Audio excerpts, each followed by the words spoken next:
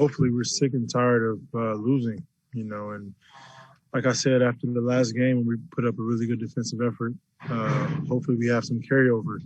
And tonight we had that.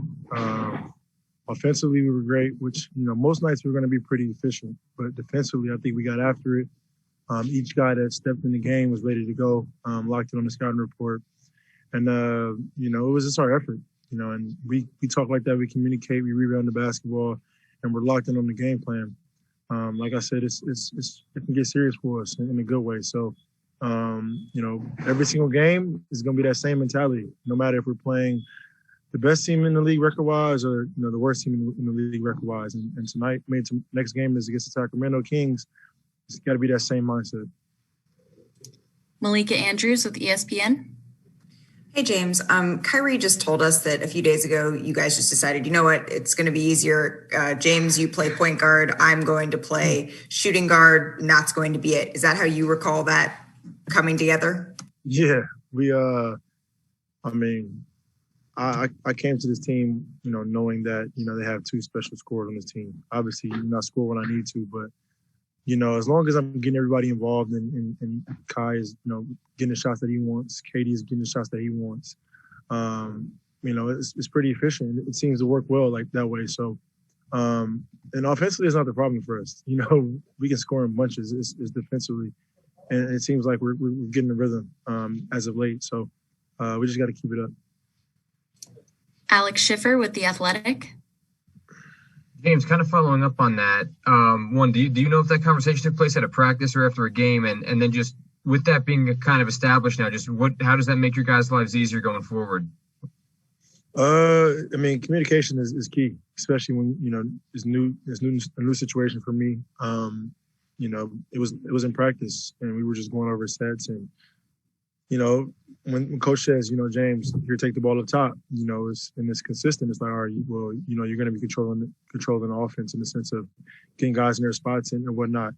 We're all fine with it, and then for me as a point guard, I try to get guys, shots.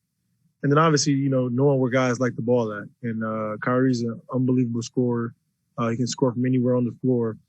So just making sure, he's involved and he does a good job of getting involved himself anyways. But that third quarter, he was just super, super aggressive. And that's what, pushed the lead up.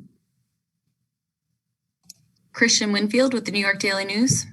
Hey, James, I got two for you here. One, can you just talk about, obviously this is two consecutive strong defensive performances that you guys have put forth. Can you talk about if there's been any common thread between those two defensive performances? And second, just the level of passing that you've had, playmaking. Were there any, passers that you watched growing up or any specific playmakers that you tried to predicate your passing ability on?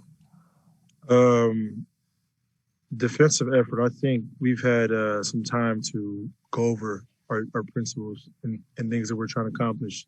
With 2 days in between games, we've had a practice to where we're able to communicate, go over things on the floor and just know what we're trying to accomplish defensively. And it showed, so now we kind of, figured it out in the sense of what we're trying to do, what's our mindset and what we're great at defensively. And now we just got to continue to build on that. And then playmaking ability is just it's something that I really didn't watch any playmakers. Scoring, and players, obviously, we watched the Kobe's and the Ginobili's and the Paul Pierce's and things like that. But, none of those guys other than maybe Ginobili were really playmakers. They're really elite scorers. But I think it just comes off natural instinct and a feel for the game. And then so many, reps at, the double teams or the pick and rolls or just, a feel for the game. I'm a student of the game. So I always find ways to impact it, not just scoring. Tom Dowd with BrooklynNets.com. James, you had a lot of success in particular tonight, finding guys, beating them down the floor with some pretty long passes. How much is that, just a focus of yours, just trying to be aggressive and just looking for that quick opportunity? That's going to be key. It's going to be difficult, obviously, to play in a half-court offense every possession. So I want to get the ball up.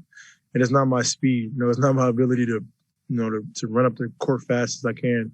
But maybe just to advance the ball to get the offense going a little bit more. So, couple of them were for scores. A couple of them are just to get the ball advanced, so we're able to attack before the defense loads up.